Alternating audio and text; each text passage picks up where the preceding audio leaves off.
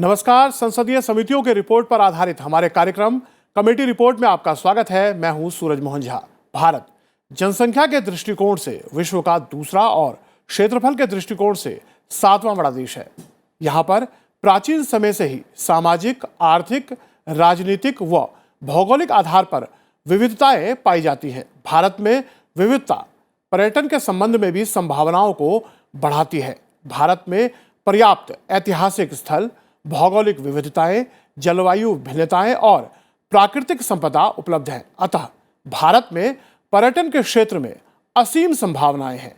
संसद की पर्यटन और संस्कृति संबंधी समिति ने भारत में पर्यटन के विकास के लिए वैश्विक स्तर पर भारतीय मिशनों की भूमिका पर अपनी रिपोर्ट संसद के शीतकालीन सत्र में पेश की।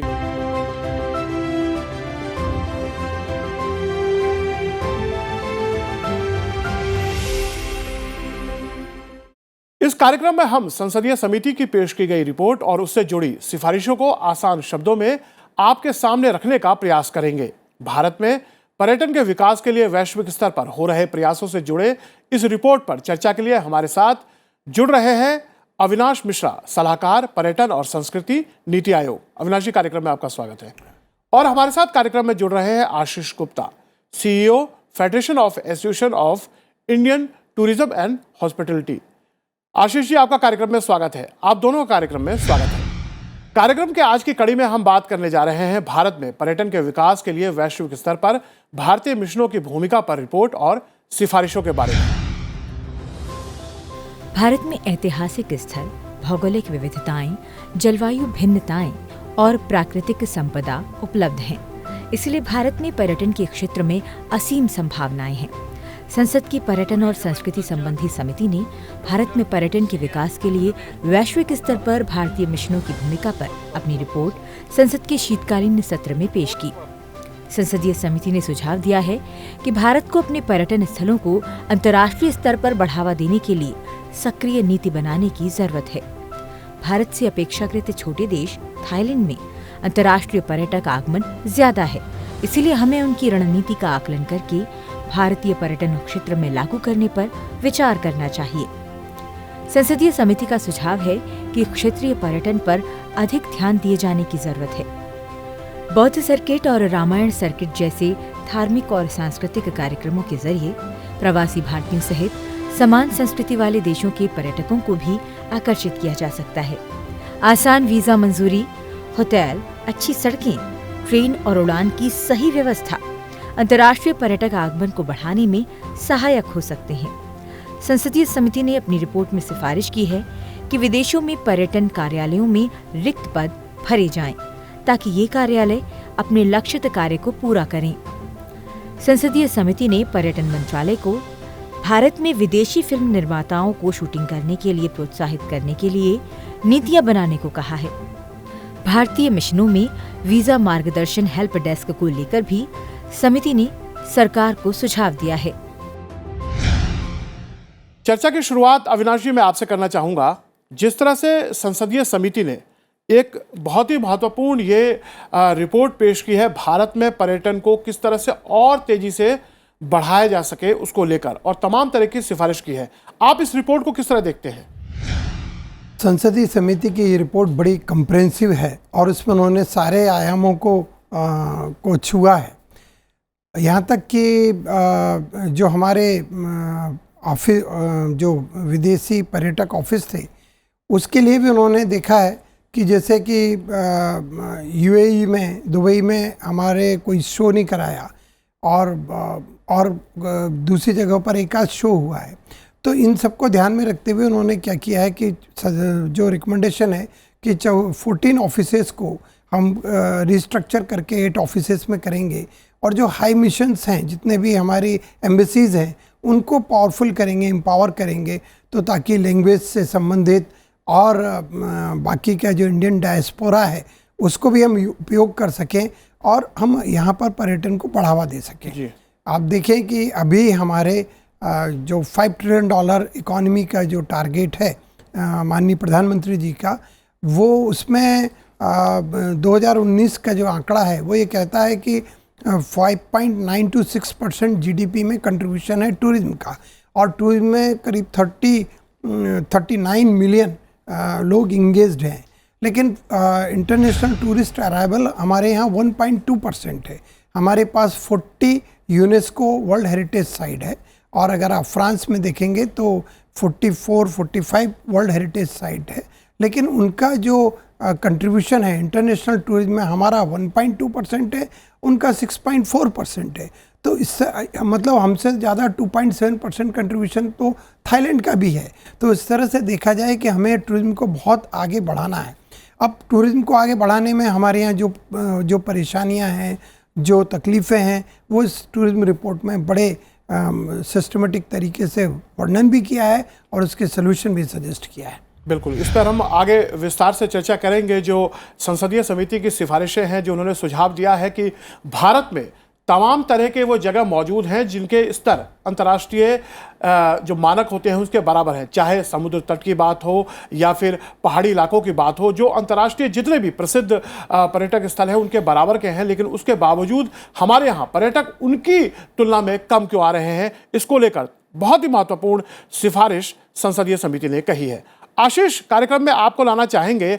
आप चूंकि पर्यटन क्षेत्र से ही जुड़े हुए हैं और इसको बहुत ही करीबी से देखते हैं, कहाँ हम संसदीय समिति ने तो विस्तार से इस पर अपनी रिपोर्ट दी है, आप लोग कहाँ कमी देखते हैं कि हमारे देश में तमाम वो संसाधन उपलब्ध हैं जो पर्यटकों को लुभाएं, उसके बावजूद जो हम अपेक्षा करते हैं उतने पर्यटक हमारे देश में नहीं आ रहे हैं?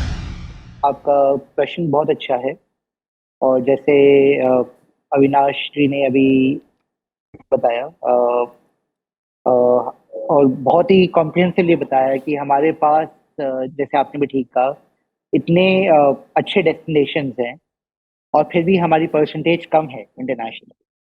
तो अगर हम देखा जाए तो उसमें 3-4 चीज़ें हैं जो टॉप लेवल पे आती हैं। सबसे पहला है, अगर हम इंटरनेशनल मार्केट्स को देखें, फॉरेन एक्सचेंज को, अगर हम foreign exchange as a sector earn करते हैं तो क्या टूरिज्म जब फॉरेन एक्सचेंज अर्न करता है उसको एक्सपोर्ट रिकग्निशन मिल रहा है कि नहीं मिल रहा है? बाकी सेक्टर जो फॉरेन एक्सचेंज अर्न करते हैं उन्हें एक्सपोर्ट रिकग्निशन सेक्टर का मिलता है, मिलना चाहिए। उसकी वजह से उसकी रिस्ट्रक्चरिंग अलग से होगी, उसका इम्पोर्टेंस अलग से आएगी जी। सेकेंड है, टूरिज्म एज अ सेक्टर तभी चलता है जब इंफ्रास्ट्रक्चर, एक तो सिविक इंफ्रास्ट्रक्चर होता है, चाहे एयरपोर्ट्स हैं, रेलवेज है, बट हॉस्पिटैलिटी का इंफ्रास्ट्रक्चर और कन्वेंशंस का इंफ्रास्ट्रक्चर बहुत ज़रूरी है। बट वो इंफ्रास्ट्रक्चर काफ़ी महंगा होता है उसको क्रिएट करने के लिए, जिसके लिए इस इंफ्रास्ट्रक्चर को एक लॉन्ग टर्म इंफ्रास्ट्रक्चर स्टेटस की ज़रूरत होती है, जिसकी वजह से उसकी cost of funding over the time कम होती है और जिसकी वजह से वो इंफ्रास्ट्रक्चर क्रिएट हो सकता है जी। तीसरी इंपॉर्टेंट चीज़ है, टूरिज्म, हमारे पास प्रोडक्ट्स हैं, लेकिन क्या हमारी मार्केटिंग इन प्रोडक्ट्स की इंटरनेशनली और डोमेस्टिकली उतनी ही है जितनी होनी चाहिए? जी। तो सबसे बड़ी चीज़ हमको फोकस भी करनी है इसके अलावा हमारे इंटरनेशनल मार्केट्स पे मार्केटिंग करने की एग्रेसिवली, चाहे वो हमारे शॉर्ट हॉल मार्केट्स हों जो 5-6 घंटे के अंदर हो, चाहे हमारे लॉन्ग हॉल या मिडिल हॉल मार्केट्स हों। और चौथी चीज़ है टैक्सेशन की। अगर हम जीएसटी ही देख लें टूरिज्म के सेक्टर पे, तो हमारे सेक्टर का जीएसटी रेट वर्ल्ड में one of the highest levels पे होगा, और उसके और भी चीज़ें हैं जीएसटी में in terms of set of जो अवेलेबल होने चाहिए, वो अवेलेबल अगर होंगे तो हमारा रेट कम हो जाएगा। संसदीय समिति ने इस रिपोर्ट में क्या कुछ कहा है? संसदीय समिति ने सुझाव दिया है कि भारत को अपने पर्यटन स्थलों को अंतर्राष्ट्रीय स्तर पर बढ़ावा देने के लिए सक्रिय नीति बनाने की जरूरत है। भारत से अपेक्षाकृत छोटे देश थाईलैंड में अंतर्राष्ट्रीय पर्यटक आगमन ज्यादा है, इसलिए हमें उसकी रणनीति का आकलन करके भारतीय पर्यटन क्षेत्र में लागू करने पर विचार करना चाहिए। अविनाश जी। बिल्कुल ठीक कहा है। आप देखें कि हमारे यहाँ सब तरह के आयाम हैं कि जैसे वेलनेस टूरिज्म है, इको टूरिज्म है, रूरल टूरिज्म है, उसके अलावा हमारे पास हेरिटेज साइट्स हैं, टेम्पल्स हैं, बौद्धिस्ट सर्किट है। मतलब आप देखेंगे साउथ ईस्ट एशियन कंट्रीज़ है, उनका टूरिस्ट इनफ्लो काफ़ी आना चाहिए जो नहीं आ पाता है। तो कहीं ना कहीं या तो हम उसको जैसे कमेटी ने भी एम्फेसाइज किया है कि ऑस्ट्रेलिया में हमने पिछले 5 सालों में सिर्फ एक बार रोड शो किया, तो हमारे उस सब में कमी है। और जैसा कि माननीय प्रधानमंत्री जी ने 3Ts की बात कही है, जिसमें ट्रेड हो, टेक्नोलॉजी हो एंड देन टूरिज्म हो, तो इसका हमें इसको ब्लेंडिंग करना है और एक बिहेवियर चेंज एक बहुत ज़रूरी है। अब जैसे कोई भी इंडिया में आता है तो लास्ट माइल कनेक्टिविटी होना चाहिए, 1 पॉइंट एंट्री होना चाहिए और 1 पॉइंट कांटेक्ट होना चाहिए और प्रॉपर एग्जिट होना चाहिए। प्रॉपर एग्जिट के हिसाब से हम रामायण सर्किट, बुद्धिस्ट सर्किट, इन दोनों को बढ़ावा दे सकते हैं और काफ़ी अच्छा होगा। इस बार के बजट में तो जैसा कि अभी वेबिनार भी था जिसमें माननीय प्रधानमंत्री जी ने कहा है कि हम 50 डेस्टिनेशन मैनेजमेंट के साथ आगे बढ़ेंगे, बहुत ज़्यादा नहीं करेंगे। और कैपेसिटी बिल्डिंग जो चाहिए होगी वो भी हमें चाहिए कि जैसे कि at the point of drivers, at the point of tour operators, hotel and all hospitality industry. और जो अभी गुप्ता जी ने कहा बहुत हद तक ठीक है कि हमारे पास जो लग्जरी रूम्स हैं उनकी शॉर्टेज है और उसके हिसाब से हमको किस तरह से नेचुरल इकोलॉजिकल टूरिज्म को डेवलप करना है वो देखना है और उसमें क्या क्या फैसिलिटेशन होना है वो सारी चीज़ें देखना है। तो ये सबको बढ़ावा देना जरूरी है। अविनाश जी, जिस तरह से संसदीय समिति ने कहा है कि हमारे पास वो सारे पर्यटक स्थल जो कि अंतर्राष्ट्रीय स्तर पर हैं, स्विट्जरलैंड है तो हमारे पास भी कश्मीर और हिमाचल बिल्कुल उसके बराबर के हैं। समुद्री तटों की अगर हम बात करें, गोवा, केरल और अब तमाम जो तट हैं हमारे पास बहुत मौजूद हैं, लेकिन हमें उनकी रणनीति को आकलन करना चाहिए। तो क्या आप लोग उस तरफ काम कर रहे हैं? बिल्कुल, जैसे कि ब्लू फ्लैग बीचेज है जो कि वर्ल्ड क्लास सर्टिफिकेशन है। अभी हमारे करीब 10 ब्लू फ्लैग बीचेस ऑलरेडी हो गए हैं और गोवा अगर आप देखें तो स्टेट्स की सीरीज़ में जहाँ की इंटरनेशनल टूरिस्ट अराइवल में 10th पोजीशन पे है। मतलब कहीं उतना हम लोग डिजिटली और उस हिसाब से उसको वाइब्रेशंस को डेवलप नहीं कर पाए, वो सब ज़रूरी है। टूरिज्म सबसे ज़्यादा जैसे कि तमिलनाडु में है, उसके बाद महाराष्ट्र में है। वो देखना है कि हमें इन सब में क्या करना है। और एक जो लास्ट माइल कनेक्टिविटी है ये बड़ा इम्पॉर्टेंट है कि लास्ट माइल कनेक्टिविटी होना चाहिए और सीमलेस मूवमेंट होना चाहिए। बिल्कुल, मैं अगर एयरपोर्ट पे उतरा तो with in hours, with in few hours, without exerting, seamless movement हो मेरा और उसके बाद प्रॉपर हॉस्पिटलिटी हो तो टूरिज्म डेवलप करता है। ये एक बड़ी बात है। बिल्कुल आशीष जी, अगर हम यही जानना चाहें, क्योंकि संसदीय समिति ने थाईलैंड और तमाम देशों का उदाहरण दिया जो हमसे क्षेत्रफल के हिसाब से, आबादी के हिसाब से छोटे हैं, लेकिन उसके बावजूद अंतर्राष्ट्रीय पर्यटक वहां ज़्यादा जा रहे हैं। तो जिस तरह अविनाश जी कह रहे हैं कि हमें हमारे व्यवहार में भी परिवर्तन की ज़रूरत है। हम अगर जिस तरह से अतिथि देवो भव की बात करते हैं तो उसे अपने आचार व्यवहार में भी लाना होगा। तो क्या आप चूंकि इसी क्षेत्र से जुड़े हैं तो हमें किस तरह से काम करना चाहिए कि हम थाईलैंड या अन्य देश के मुकाबले ज्यादा पर्यटकों को लुभा सके? बिल्कुल ठीक बात कही आपने और आई थिंक अविनाश जी ने बहुत अच्छी तरह से वो पॉइंट बताए हैं। सबसे पहले तो आई थिंक बहुत जरूरी था और पूरी इंडस्ट्री एक्नॉलेज करती है और ग्रैटिट्यूड एक्सप्रेस करती कमेटी का, जो उन्होंने इतने इम्पोर्टेंट इश्यूज आइडेंटिफाई करे टूरिज्म सेक्टर पे। आई थिंक जो आपने बात बिल्कुल ठीक कही और जो सब जानते हैं, इंडिया में हर तरह का नेचुरल एसेट और हर स्टेट हमारा ऐसा है जो दुनिया में किसी भी डेस्टिनेशन को कंपेयर कर सकता है। लेकिन नेचुरल एसेट को एक टूरिज्म प्रोडक्ट बनाने के लिए मल्टीपल चीज़ें चाहिए होती हैं, जैसे अविनाश ने भी बताया, चाहे वो डेस्टिनेशन का इंफ्रास्ट्रक्चर, डेस्टिनेशन की लास्ट माइल कनेक्टिविटी, डेस्टिनेशन में स्किल सेट, डेस्टिनेशन में ओवरऑल एटीट्यूड टूरिज्म को लाने के लिए और मोस्ट इम्पॉर्टेंटली उस डेस्टिनेशन को मार्केट करने के लिए। अगर हमारी ये पांचों चीजें साथ आ जाती हैं और जिस तरह से इस बजट में और अभी 3 दिन पहले ही ऑनरेबल प्राइम मिनिस्टर ने पोस्ट बजट वेबिनार भी किया है, आई थिंक जो 50 डेस्टिनेशन आइडेंटिफाई करे हैं, 50 के फिर 100 होंगे अगले, फिर उसके बाद 200 होंगे। I think this is the right step. जितनी भी हमारी नेचुरल ब्यूटी है उसको एक कंपेटिटिव टूरिज्म प्रोडक्ट में हम कन्वर्ट करेंगे। उसके लिए स्टेप बाय स्टेप एक कन्वर्जेंस अप्रोच और पब्लिक प्राइवेट पार्टिसिपेशन लेके हम कैसे इंश्योर करेंगे कि हमारे सारे resources on a focused basis across India in destination को कवर करें। संसदीय समिति का सुझाव है कि क्षेत्रीय पर्यटन पर अधिक ध्यान दिए जाने की जरूरत है। बौद्ध सर्किट, रामायण सर्किट जैसी धार्मिक और सांस्कृतिक कार्यक्रमों के जरिए प्रवासी भारतीयों सहित समान संस्कृति वाले देशों के पर्यटकों को भी आकर्षित किया जा सकता है।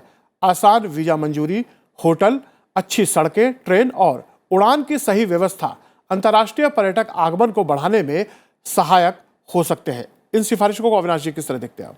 ये बहुत आवश्यक सिफारिशें हैं। आप देखिए कि वैसे तो अभी हमारे 156 कंट्रीज़ के साथ वीज़ा ऑन अराइवल है, बट अब ई वीज़ा होना चाहिए, ऐप बेस्ड वीज़ा होना चाहिए, और उसके साथ साथ जो NRIs हैं और बाकी के लोग भी हैं। आप देखेंगे कि जो रामायण सर्किट है जो कि एक्सटेंड होता है इवन अप टू नेपाल, तो उसमें किस तरह से हम ले सकते हैं, लोगों को बुला सकते हैं, NRIs को और बाकी के जो हिंदू धर्म में बिलीफ है और जो हिस्टोरिकली सोचते हैं उनके लिए भी।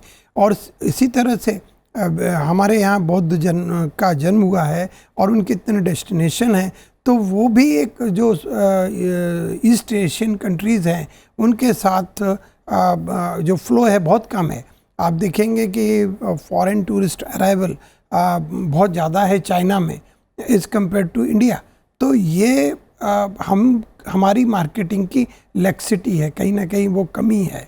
उसके साथ साथ जो वहाँ पर बेसिक इंफ्रास्ट्रक्चर है उसकी भी कमी है। सैनिटेशन और hygiene, better rooms, good quality rooms, ये सब की कमी है। और कनेक्टिविटी भी एक बड़ी प्रॉब्लम है, जिसमें कि मैंने पहले भी कहा है कि सीमलेस कनेक्टिविटी होना चाहिए airport to destination, whether it is through road है या किसी भी मोड से है, तो वो कंफर्टेबल और सीमलेस होना चाहिए। भारत में जो टूरिस्ट आते हैं उसके साथ में अगर हम एक ऐसी कार्य योजना बनाए, जैसे भूटान हो गया, नेपाल है, श्रीलंका है, जहाँ जो पर्यटक आते हैं वो समान उसके संस्कृति या उसको हो सकता है उनका इंटरेस्ट एरिया हो, लेकिन चूंकि उन क्षेत्रों में कनेक्टिविटी ज़्यादा अच्छी नहीं है या फिर हो सकता है वो ज़्यादा महंगे पड़ते हैं, तो भारत ही ऐसी कार्य योजना बनाए कि भारत के साथ अगर आप पैकेज कुछ करें और इन साउथ एशियन कंट्रीज़ में भी आप घूम सकते हैं। इससे संसदीय समिति ने एक जोर देके कहा, इससे हम अपना आइडिया बढ़ा सकते हैं। बहुत अच्छा कहा। ट्रांजिशन टूरिज्म की बात उन्होंने कही है और ये बिल्कुल ठीक है। जैसे भूटान में कि जो हैप्पीनेस इंडेक्स है, हो सकता है कि उसके लिए और नेचुरल ब्यूटी के लिए लोग जाना चाहें, तो India can provide a platform for the connectivity to them. Similarly for Nepal और उसी तरह श्रीलंका के लिए।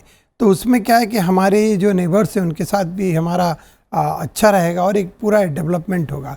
ये बहुत ही अच्छा संसदीय कमेटी का रिकमेंडेशन है और मैं समझता हूँ कि इसको बिल्कुल हमें फॉलो करना चाहिए। उसके साथ साथ जैसे कि संसदीय कमेटी ने ये भी कहा है कि जो हमारे एम्बेसीज का परफॉर्मेंस है वो टूरिस्ट अराइवल से जज होना चाहिए। हमें कॉन्क्लेव भी करना चाहिए कि भाई अब जैसे बुद्धा कॉन्क्लेव या इस तरह के डिफरेंट कॉन्क्लेव भी करके प्रमोट करना चाहिए। तो ये सब बहुत ज़रूरी है और हमें बिल्कुल करना चाहिए। हमें $5 ट्रिलियन इकॉनमी को टच करना है। टूरिज्म उसमें एक बहुत बड़ा रोल प्ले करता है। आप देखिए कि हमारा जो सोच है कि हमारे एग्रीकल्चर में कुछ ज़्यादा लोग एम्प्लॉय हैं, तो वहाँ से हम जो इजी शिफ्ट कर सकते हैं वो ड्राइवर्स में, गाइड्स में, हॉस्पिटलिटी इंडस्ट्रीज़ में और नेचुरल लोकल फोक में, लोकल कल्चरल्स में, तो वो टूरिज्म इंडस्ट्री होती है जहाँ की हम इजी शिफ्ट कर सकते हैं। आशीष, संसदीय समिति ने जिस तरह से कहा है कि टूरिस्टों की तादाद बढ़ाने के लिए अच्छी सड़कें, उड़ान की अच्छी व्यवस्था हो और ट्रेन कनेक्टिविटी, व्यवहार में परिवर्तन, ये सब ज़रूरी है। तो हम जिस तरह से देख रहे हैं, भारत सरकार ने पिछले दिनों उड़ान के तहत छोटे छोटे शहरों को भी हवाई यात्रा से जोड़ा है।